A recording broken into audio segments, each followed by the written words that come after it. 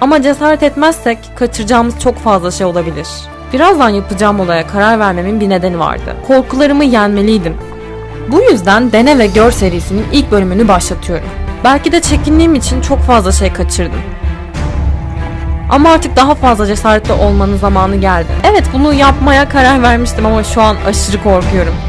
Nasıl yapacağımı bilmiyorum. O donuk, soğukkanlı bir katilin bakışlarına sahip olan köpek balıklarının arasına atlayacaksın.